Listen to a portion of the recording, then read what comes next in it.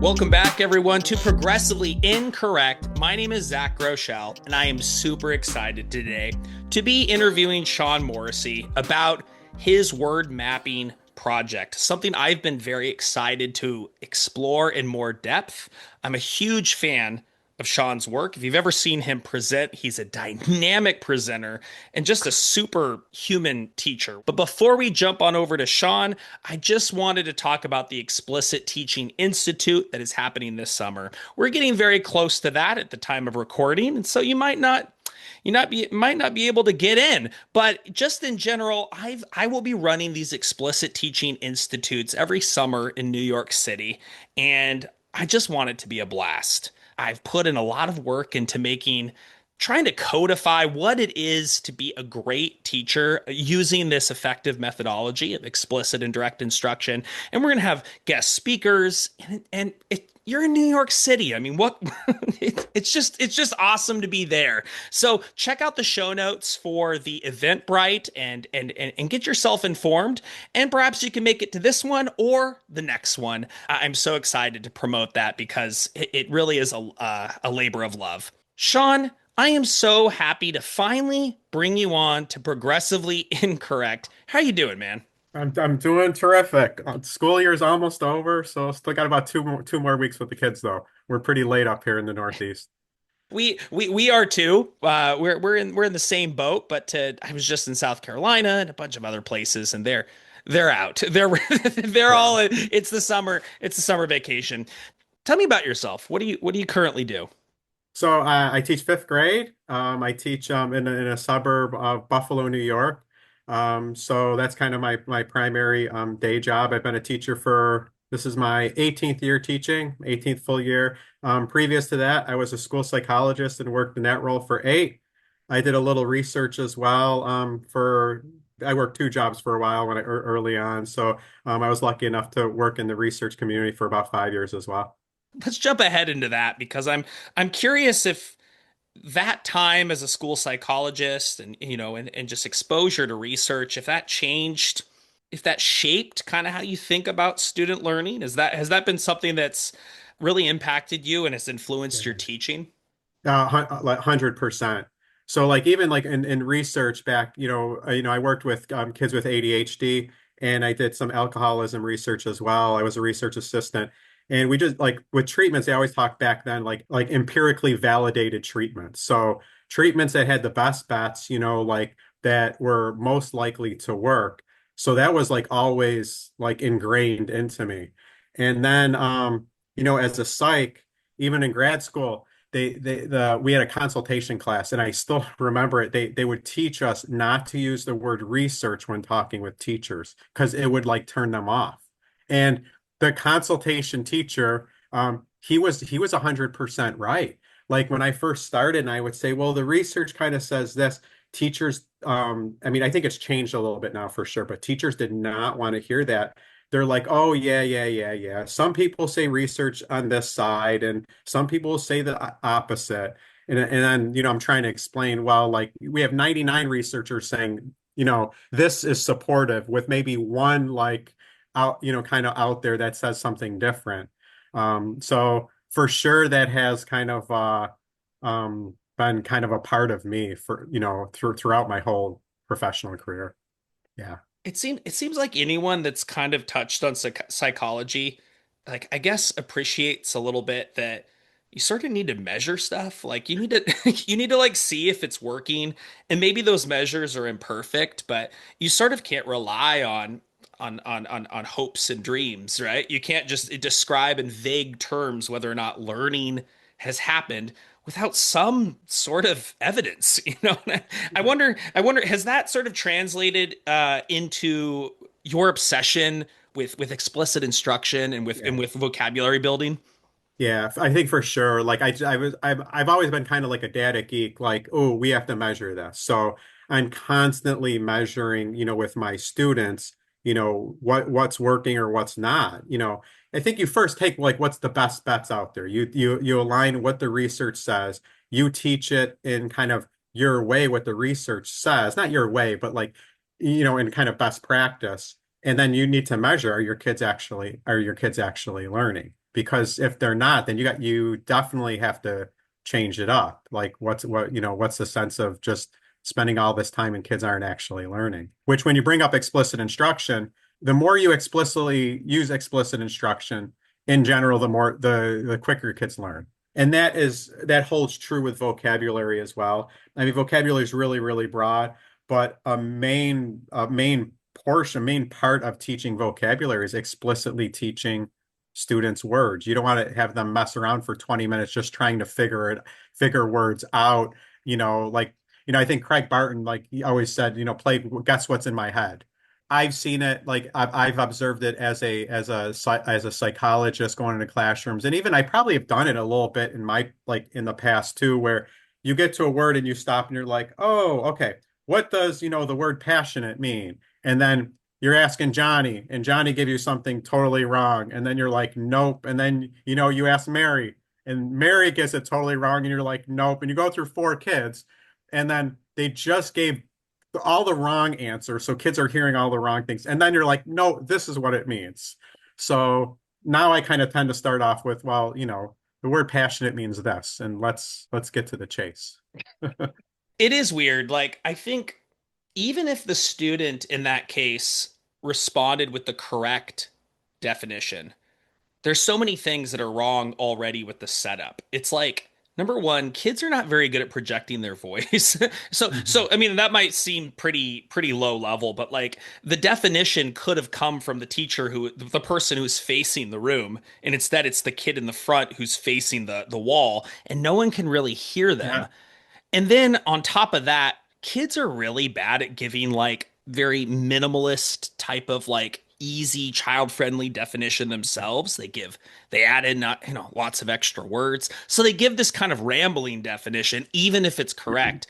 But they could give a misconception. They could give the incorrect definition, and the teacher goes, in my experience, like, like yeah, yeah, sort of. I get, yeah, that's kind of right. Like, oh, well, how about this? And now we've got two competing definitions. What's right? And, I want to talk about your approach to vocabulary. You've seemed to operationalize it in a way that it's really getting a lot of people excited online.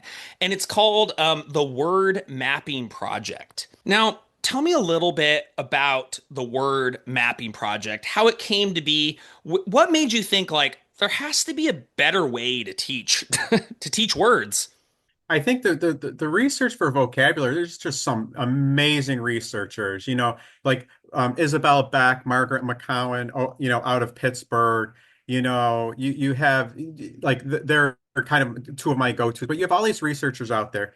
They have kind of researched it. They're telling you what is sort of best practice, but then trying to take it and put it all together, because I think still vocabulary is kind of segmented. Like, oh, we can teach these words here, morphology sort of put in a different area. Spelling always plays a role in that, and sort of spelling sometimes is it's like on its own island. Um, so I would say I've always been big in teaching vocabulary since like day one. That was actually my observation to get at my teaching job was a vocab lesson. So I've always been big into it, but trying to now like what's out there, and nothing that was out there kind of what was good enough for what like I wanted to use. So honestly, I was like taking the research and kind of starting writing sort of my own curriculum over the years. And then I kind of found like, oh, I started kind of layering things. Like years ago, I realized like explicit instruction, teaching words in pairs seemed to really, really work. So, you know, the research, like Anita Archer is awesome. She has like, like kind of her vocabulary setup where, when you introduce the word, you're always having kids chorally say the word back for pronunciation, right? So like that's a part. So that's the first thing that we do. So if I'm saying, the word that we're going to learn next is nature, kids are then responding, what's the word nature? So, pronouncing words first and then explicitly teaching words in pairs, I just found to be really, really just, it seems to really work. The data kind of bored out in my classroom, like teaching passionate and dispassionate together. It doesn't take that much longer to teach both words, than just to teach one separately, or like optional and mandatory. So teaching those words in pairs. So what's nice about teaching words in pairs is then right away you can differentiate. You could actually give the kids an example, and on their mini whiteboards, they're either writing down optional or mandatory based on the example that you gave. So they're actually spelling as well. So like hitting them like with that layer, hitting them with the spelling layer, and then like hitting students with the morphology layer too, but like keeping those words and like all the words are like an anchor. Like if I'm teaching segregation and congregation, so kids learn those words in pairs. The next day, then they're going to learn that GREG, the base, and congregate or segregate means flock or gather. So you're going to put that layer on top of it. So it just layer upon layer, and I think it's kind of has a synergistic effect. Kids learn more that way. I'm curious about that word pairing aspect. Like I think you're right. I think you're onto something that it doesn't take that much longer. It does take a little bit longer, right? Than if you Hmm. just if it like you said, passionate and dispassionate. Like I could say this is passionate, this is not passionate, and I sort of like kind of avoid saying the word dispassionate. How do you introduce the sort of the other word pair when they don't know either of them, while kind of avoiding, the risk is, of course, they don't know either word, so they don't Right. really, it doesn't really help them, sort of thing. Yeah. So it's like, it's explicit instruction. So I'm like right away saying like, okay, the next word we're learning is segregation. What's the word? They're saying segregation. I generally will put that word in syllables as well, and I may put it into its morphological parts, its morphemes, like its meaningful parts. I may break the word into as well. But then I'm giving just a quick, nice student-friendly definition so the kids hear a nice, concise, like you said, not rambling, less words is better in this case because it's their first exposure to the word. And then right away, I'm giving them two examples, quick examples on what is segregation, you know. And then right away, under the document camera, I'm giving them the word congregation and I'm explicitly teaching the word congregation in a nice student-friendly definition too. So right away, it's explicit instruction of those word pairs. So they know what it is. They know what segregation is. They know what congregation is. And then they're practicing right away, trying to differentiate between the two. They have their mini whiteboards out. I'm giving them like an example. The people came together to sing and pray. Okay, is it segregation or congregation? And the kids are writing on their mini whiteboards, either segregation or congregation. So not only are they differentiating the meaning, they're also spelling, which spelling helps map words into long-term memory better as well.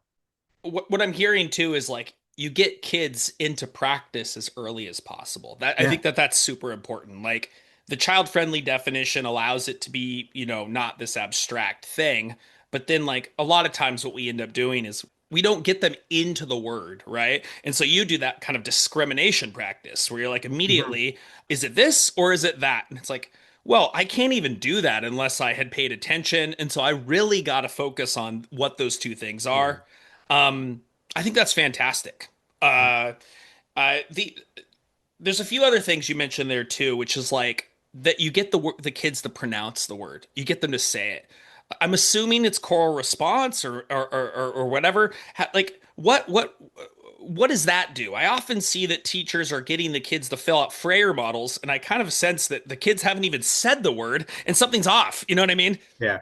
Yeah. Interesting. Like I love people know I love teaching vocabulary. I don't think now this might shock people. I don't think I've ever quite used a Frayer model like it was like I've never really used that. I mean, I've used aspects of it, but like on a piece of paper where teachers like, hey, this is the model. I've never used that on a piece of paper before.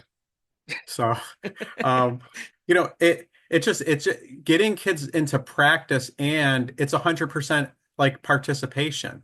So like I don't have kids just like, looking and staring off the space. They're practicing what is the word, what isn't, and they're spelling, and it has to be 100% participation because they're showing me their boards. If they're not, they're actively refusing to do it, which I never really have. So, right. Yeah. So you're using like universal response systems. Yeah. Let's get everybody going. You got this document camera that's like, the sort of visual, the pairing of what they're doing. Let me ask a few questions people might have about the word mapping project. Maybe the first one that I get constantly would be about vocabulary instruction is how many words can you realistically expect kids to learn? Like they're just too many words. That's sort of the fear. And I know that looking at your work, you're quite a bit more ambitious maybe than we typically are, or with what many like sort of box curriculum are. So tell me about that. Yeah, I'm a whole lot more ambitious. Now I've seen in my classroom where if we just have to have the structures and framework in place, and kids can learn a whole lot. So I'm gonna go through like an example of like how many words in a unit. And a unit's about maybe 9 or 10 days of instruction. Okay. So here is one unit. I'm just gonna go through a list of words in pairs. So these are just the words in pairs. We got regression and progression. You have passionate, dispassionate, segregation, congregation, trepidation, confidence, insubordination, compliance, nation, disunion, procrastination, initiation, optional, mandatory. So those are 18 words just in pairs. But then students also learned the bases PASS, which means suffer or endure. So I'm from Buffalo. They call us like the most passionate football fans out there. And most people don't realize, well, that base comes from suffer or endure. So there it is, right? But then kids are learning under that base: passionate, dispassionate, compassion, impassive, passionless, passive.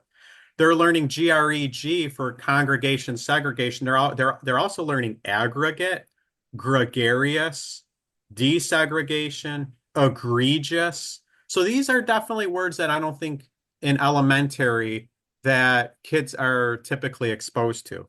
And they can learn they can learn those words. Here's some other words in the unit.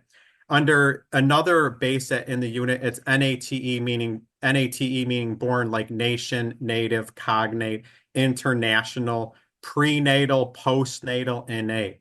So just in like the primary curriculum, you're learning about 40 words over the course of like 9 days. And then you're trying to get kids. So like I have some extended materials too, where like most of my class uses, where like when you learn like regression and progression, it's like moving forward or backwards. That's kind of like the category. They're learning words like this: relapse, deterioration, degeneration, reversion. Moving forward, they're learning development, advancement, evolution, and expansion. So altogether, kids, we're talking about, maybe 80 words in a unit if you're pushing some of your more advanced kids, or maybe your top half of the class with the extension materials. But all kids are exposed to about 40 words in a unit. That is certainly a lot more. And I think that requires a refocusing around vocabulary. I guess my question would be like, why not focus on something else? Like for you, what does vocabulary do or enable that other choices in the ELA curriculum can't quite do? I think when you talk about like knowledge building, I think like learning language and vocabulary is part of knowledge building. Like it's like one of the main aspects. Like you have content and then you have words, and a lot of times they obviously overlap, but it's just knowledge building. And Sold a Story came out like years ago, right? And to talk about like how we've kind of messed up not teaching phonics. I think our country has actually, with balanced literacy, has done a worse job with teaching vocab and language. And still people aren't talking enough about it. Like kids, we talk about kids like decoding words, like the word omit, OMIT, or omitted. All right. So if kids can sort of try to pronounce that word like omitted or omitted, well, how are they going to get the pronunciation right if they never heard that word? So kids need to be exposed. And, language helps with decoding. Of course, if you can fluently read, it helps build your language easier as well, but they are reciprocal. And like language, I don't know, language, most, the biggest variance of like reading comprehension is vocab. Like, if you put it like a regression analysis, vocab usually comes up number one, tied to if kids are going to understand, what they're reading. And I think a lot of like my interpretation of how your program works, like looking into the materials and looking at your tweets and so on, is you actually save quite a bit of time by your approach to like integration. Like it's not that Yeah, you have this parallel spelling track, this parallel comprehension track, parallel fluency track, and everything is sort of siloed in the sense of like I kind of have to use I have I have separate approach with separate words. These are all words. So there there's this artistry, I guess, of weaving together these words into a coherent, integrated package. Maybe maybe you can talk to yeah. us about it. It's kind of hard to picture unless you've done it before. Yeah. So like when I started writing this, I started with sound. So I was trained so speech to print where, there's different spelling patterns that, you could use for a sound. Okay. Like let's take, for example, like the ol sound. Like it could be spelled E-L, A-L, I-L, right? And so I first took words because I'm teaching spelling patterns for sounds. So I took really nice important words that upper elementary kids, middle school kids should know. And I basically tied them into a spelling pattern. Like in the like words that have the EL spelling pattern, like words I picked were counsel, libel, and belligerent. So I picked those words to focus on the spelling pattern. What I then did is I took those words and I found a nice antonym so I could teach those words in pairs. So if I taught libel, then I taught compliment. So then there's the word pairs there. So we have working on decoding and spelling patterns and then working on just what words mean. And then what I did is I took some of those words and we're learning the bases, kind of the roots of those words. Like the word belligerent, we're going to learn Bell means war or fighting. So all of it kind of revolves around like the word.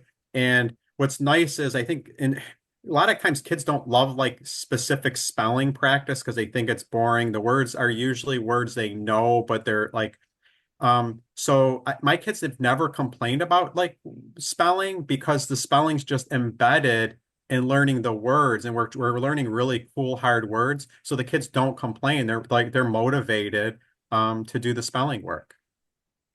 That's that's awesome. I mean, I guess one of my I'm just curious how you ensure that these things get reviewed properly Yeah. because you can introduce a spelling set of 8 or 12 words. You can get to the 40, but then you just kind of move on. Like the kids experience that constant like that Sisyphusian kind of the boulder goes up to the top of the mountain, it rolls back down and there's new words and new Yeah. words and how do Yeah. what's your approach to review when it comes to this?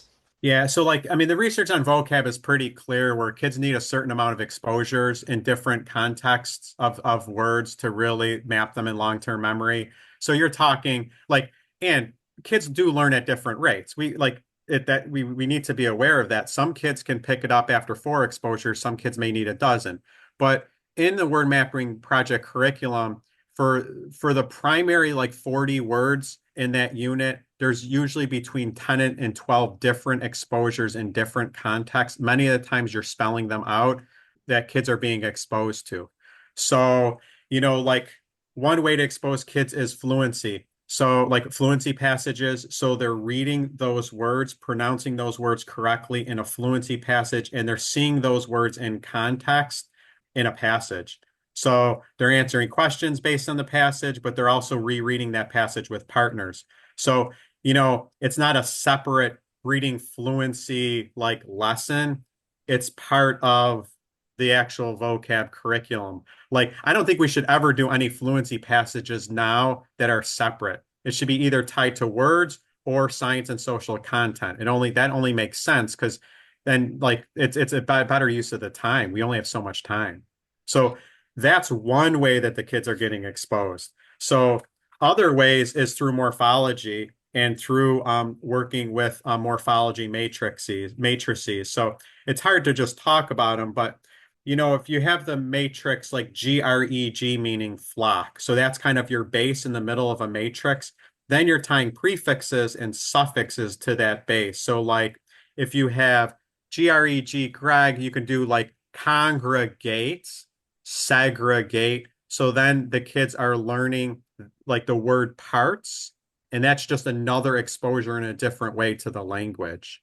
Tons of retrieval practice activities and independent booklets where independently the kids are answering lots of different questions or using the words in writing. So that's just kind of interleaved throughout. So the kids are getting enough practice. Even just like asking kids questions. So like say I taught segregation, congregation, trepidation in subsequent days, I'll just even ask the kids quick questions for like quick turn and talks, like, ooh, with trepidation, she stepped onto the stage and looked out at the crowd. What might have she been feeling at the moment? So I'm not asking the kids like as a like definition. I'm asking them to apply what that is and ooh, how is she feeling? They need to know what trepidation means. So that's like a language retrieval practice activity that's part of the curriculum. It just sounds excellent. I have so many questions for you. One of them is like, how do you avoid this kind of splintered or sort of, yeah, the splintered approach to your curriculum where I can totally imagine someone hears this and goes, okay, I'm going to really have a great vocab section or block. Maybe I do it on Mondays, or maybe I do it every day for 10 minutes. But then, that could get in the way of reading rich texts, of learning about how the world works, about some of the background knowledge or knowledge rich kind of components. So, how do you make sure this feeds into this system that is going to allow them to really like learn about the world around them and be able to use those words? I think with like language and content like overlap. So, we read okay, so we read this year we read One Crazy Summer and the Watsons Go to Birmingham. So it's two novels, really good novels we did units with, and it's during the civil rights era. And learning words like segregation and learning words, it helps, I think, when you get to the content, you learn the content quicker. And vice versa. If you're learning content and you have an idea of things, it helps you learn words quicker as well. So there is a reciprocal relationship. But even like kids like applying it, like in the book, we learn the word nation, and it's the base Nate being born. Well, in One Crazy Summer, the author, one of the characters wrote about the birth of a nation, and my kids right away kind of linked why, like that, like why that poem was so important in the context in that novel because they learned the word nation just before that in the curriculum. Fantastic. Well, can you tell us a little bit about the structure of like a daily ELA block or a lesson using the curriculum that you've developed? Like, I'm sure people are gonna like, what do I get and what do I see and how do I follow this in kind of a very practical way?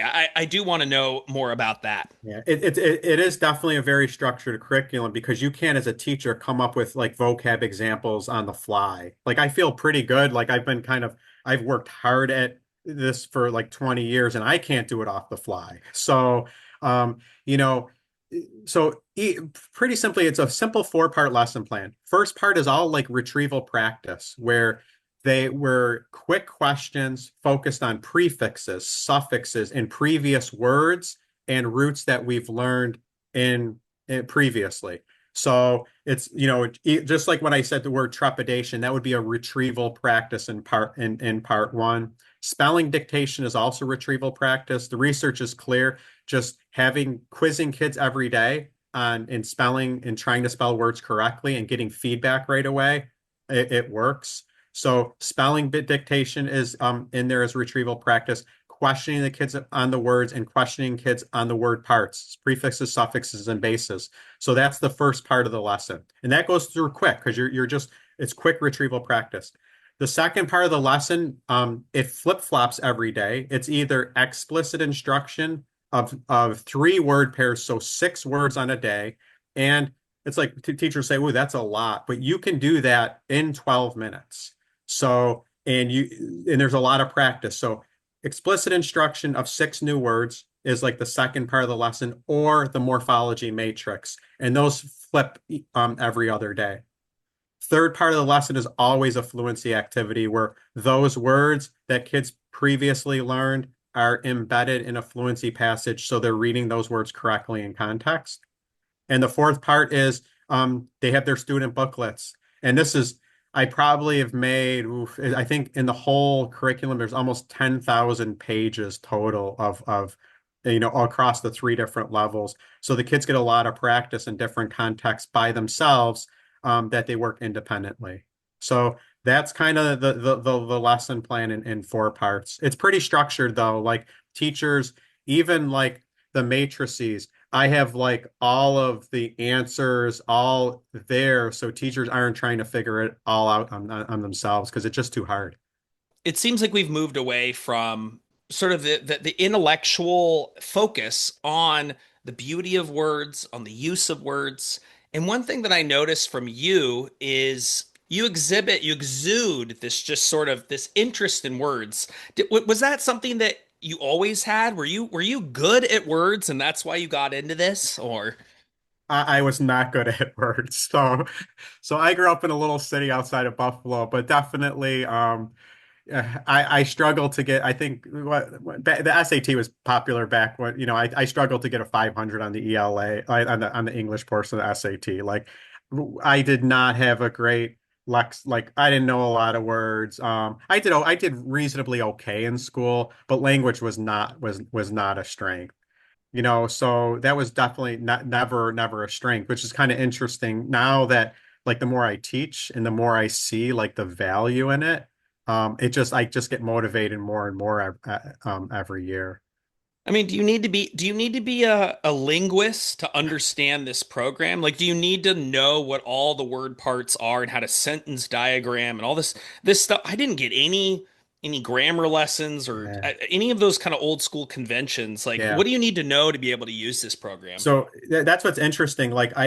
So I think one thing that I did right in like the right way in this is teachers are going to learn right along with the students. Like I have a PD, like I have about a 10 to 15 hour asynchronous PD that, teachers, if a teacher's just going to do it themselves, they have a nice PD where they're learning all the morphology, through the professional development and even through the lessons.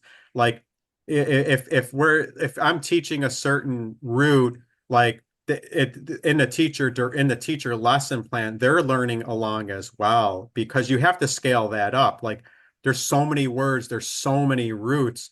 You have to give teachers access to it. You can't expect them to learn it themselves. It's too hard.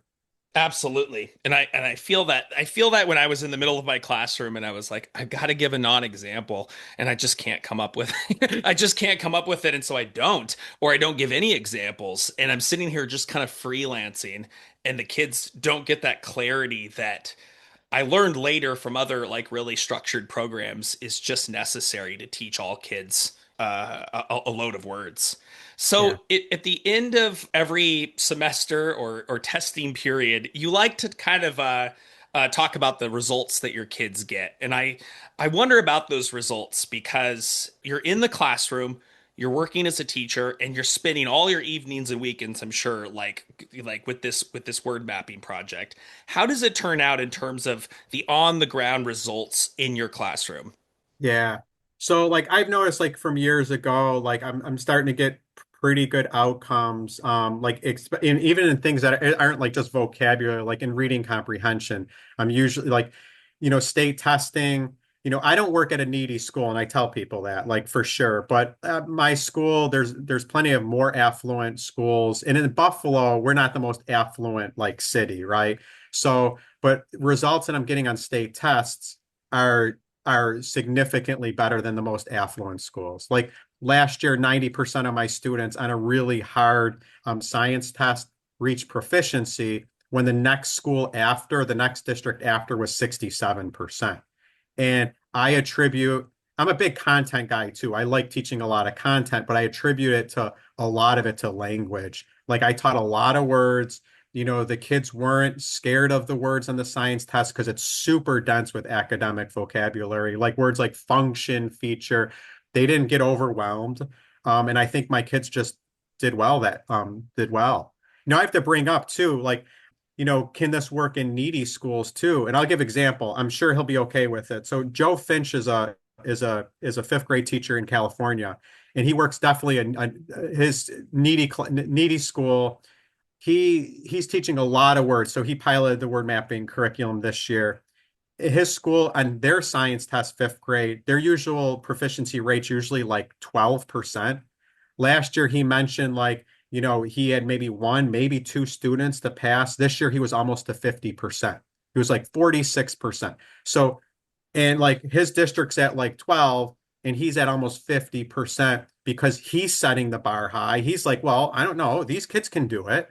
And he's using really good curriculum now, like not just mine, but he's using a lot of novel studies. But man, he's ramping up. And it's not just my classroom anymore. We're seeing it in other classrooms. Spelling for sure is where you see it the most. So my kids took a standardized spelling test this year at the start. The average score is a 51st percentile. So Joe average class in spelling. I moved the whole class up to the 76th percentile. So, and like researchers will know, like that is huge different. I had one student moved from the 5th percentile on a standardized spelling test to the 58th. So doing better than 5 out of 100 kids, now doing better than 58. And I didn't even teach those words to the kids. It was it was standardized. It's not words, that were just taught from my curriculum. So it's kind of like those are life altering in 1 year. You're moving from the 27th percentile in spelling to the 73rd. Like you are getting it. So like, is that sticking? Well, it seems to be. Yeah, and it seems to be the solution that, or part of the solution that many people are looking for because they know about phonics and they don't teach the early phonics sequence that occurs in kindergarten through second grade. Yeah, They're in the upper grades like you are, and they just like, how do I translate the science of reading into upper elementary explicit structured teaching? yeah. It's fantastic. I think people should go check it out. I will put a bunch of links in that you'll provide me into the show notes for people to go check it out. And I hear you're starting up some. You have the possibility of supporting schools and so on. How do people get in contact with you and make sure that they can like Yeah. benefit from all the things you're providing? Yeah, so individual teachers, schools can reach out. I have links at the wordmappingproject.com where you can just reach out to get more information. I'm starting to do professional development this summer as well. So for sure in the summer, I'm still it's a heavy lift for me. I'm still a full-time classroom teacher. So I'm doing both at the moment, but probably down the road, I'm over 50 now. At some point, I'll probably retire from the classroom and I'll have more time to go out to districts. But right now I do have time in the summer to go out in districts to support teachers. In the curriculum too, though, there is a nice asynchronous like I said earlier, so teachers can get that as well, because this is something that you have to ramp up your learning as well. If you don't, kids are still going to struggle. So yeah. It's awesome. Sean, thank you so much for coming on the podcast. This is one of those, it was like, you should have come on a lot earlier is one of those things where we just finally the stars aligned and you got to come on progressively incorrect. But certainly the tone and the themes of this podcast speak a lot to the work you do. And I'm just so impressed with what you're able to accomplish. Listeners, thank you so much for coming on, and tuning in to Progressively Incorrect. We are towards the end of this season, and, regardless of when you listen to this, I just really appreciate your support and your enthusiasm for this podcast. spread it around, give it a 5-star rating, do that whole thing where you send it around. And that's basically the best form of advertising I can possibly rely on. Sean, thanks you so much for coming on, man. Take care. All right. I appreciate it. All right. Thanks, Zach.